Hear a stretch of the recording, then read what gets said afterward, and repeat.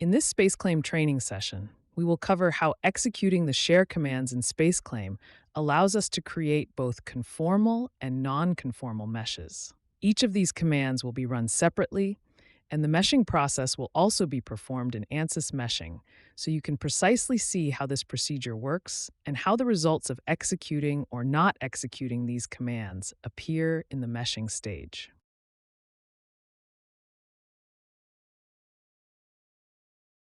To start the process, first I draw a square with dimensions 20 by 20 millimeters. Then we extrude this shape to a height of 10 millimeters. I turn on sketch mode and this time draw a 40 by 40 millimeter square.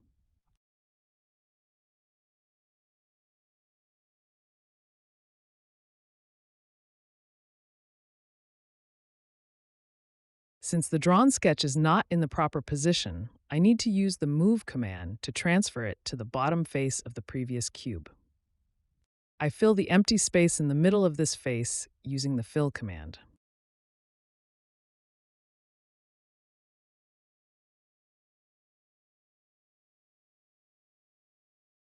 I disable the Structure Solid option from the previous tab so that extruding this face doesn't merge the two bodies together, and then I extrude this face by 30 millimeters.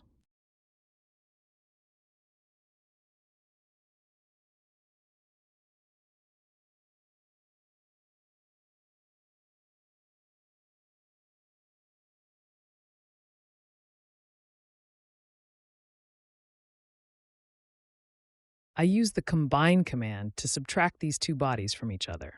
Specifically, I select the larger outer body as the target and the smaller inner body as the tool. Then choose the Subtract operation so the inner body cuts out from the outer one, creating a clean hole without merging them. This ensures the geometry now has a precise interface between the remaining solid and the subtracted region. The Share command only shares areas where surfaces are exactly aligned and coincident. Before applying, it shows what will be shared so you can select or deselect. Even if surfaces are slightly misaligned, like small gaps, Force Share tries to force the share. After executing the Share command, the software detects 5 faces and 12 edges for sharing. But first we go directly to meshing this geometry without running this command, which is called non-conformal meshing.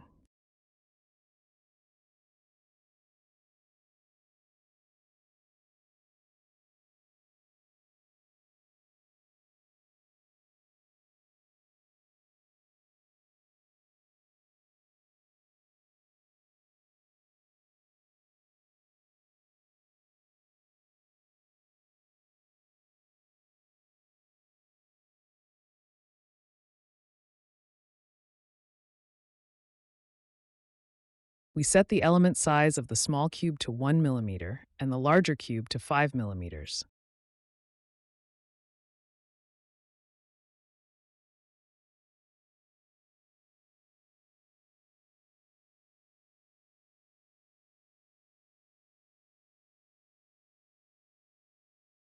Then, after hiding the small cube, we apply the method to all faces of the large cube, set the method to hex dominant, and generate the mesh.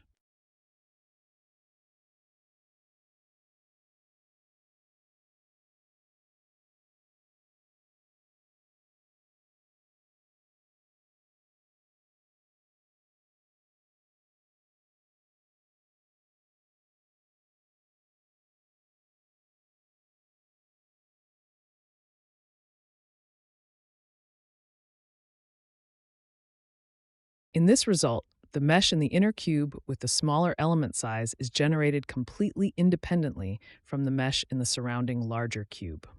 Because of that, the nodes and element faces on the boundary of the inner region do not coincide with the nodes and faces of the outer mesh, so there is no one-to-one alignment along the interface.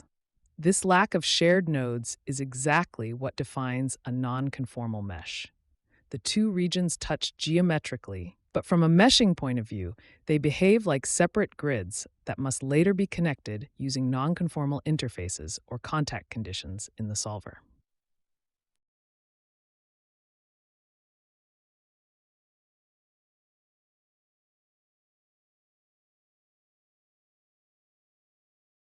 Now let's move on to modifying our geometry.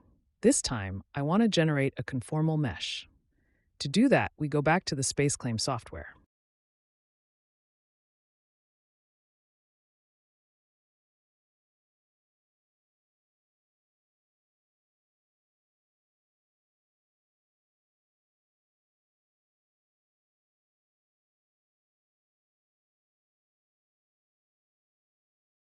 The only change I want to make this time is to execute the share command. Remember that you can always reverse the share operation using the unshare command. After applying share, we return again to the meshing software.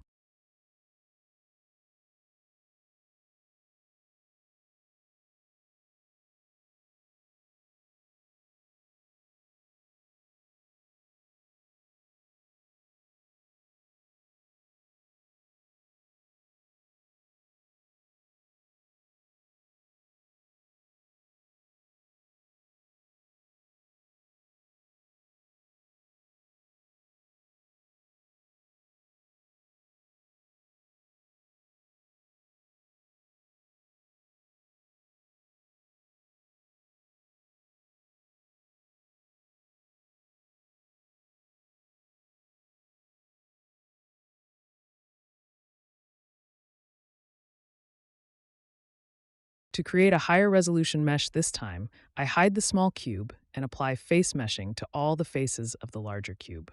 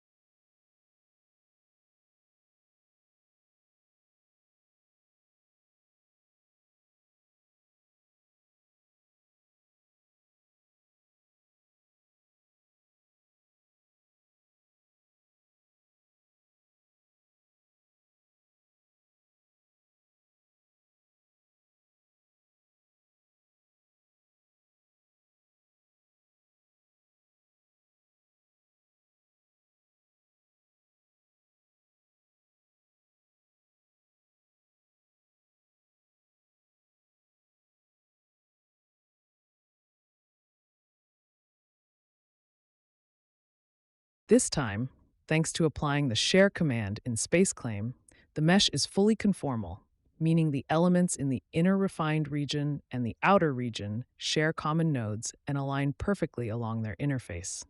Any node or element face on one side of the interface has a matching node or face on the other side, so the solver sees it as a single continuous grid.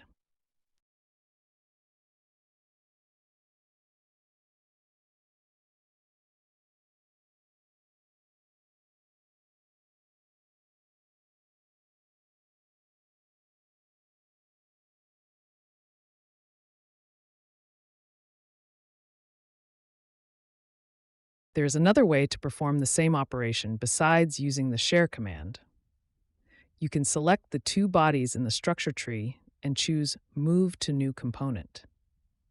Then, by clicking on the created component, you can go to the Share Topology option and select either Merge or Share for these two bodies. We perform this operation and then go back to the meshing software again to repeat the same procedure.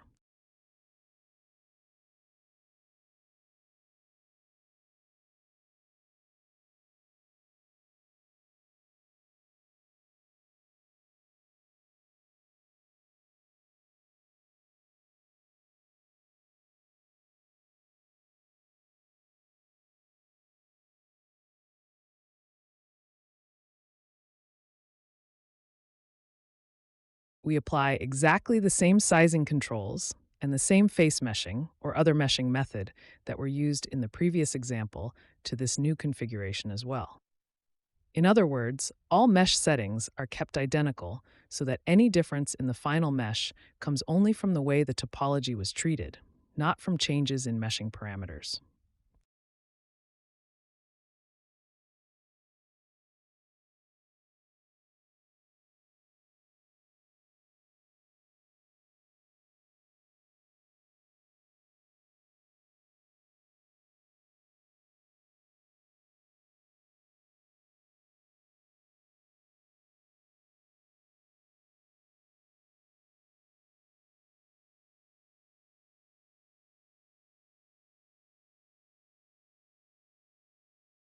In this case as well, the result is exactly the same conformal mesh as before.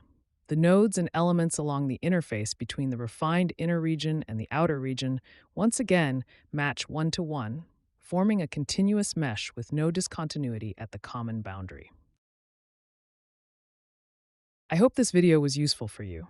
To benefit from Mr. CFD's services, including simulation, consultation, and training, visit our website and contact us via these addresses.